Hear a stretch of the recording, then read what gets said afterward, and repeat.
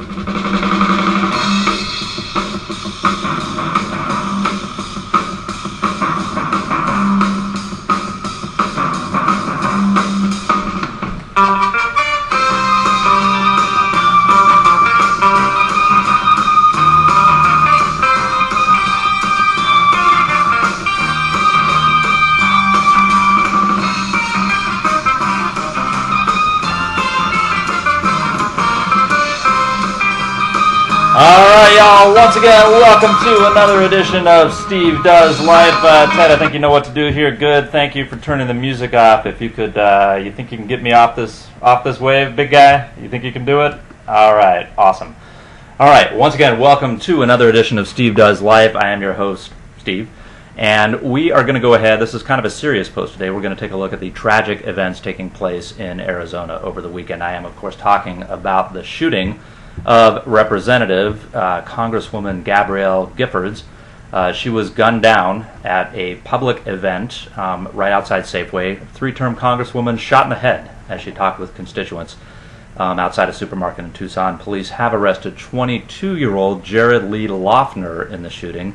This is the kind of guy that's had conversations with himself in front of other people. He's been seen yelling in community college classes, and people have posted that they're actually afraid of this guy before any of this happened. Anyway, police are not saying if they know whether this is a politically motivated shooting or not. It was an assassination attempt. They found assassination notes and so forth in Loeffner's apartment over the weekend. In her short time, I want to look at the Congresswoman's record. In her short time in the House, Congresswoman Giffords has been an outspoken critic of Arizona's radical and strict anti-immigration law. She's also been a very staunch supporter of President Obama's healthcare law, having voted for the bill last spring. I don't know about the rest of you, but I'm absolutely disgusted by this turn of events. For the last 2 years, ever since President Obama took office, the right-wing crazies in this country, Glenn Beck, Rush Limbaugh, and Sarah Palin, most notably, have been manipulating their followers with incendiary rhetoric and quasi-military slogans. And this weekend, Palin had the nerve to post on her Twitter site, "My sincere condolences are offered to the family of Representative Gabrielle Giffords and the other victims of today's tragic shooting in Arizona."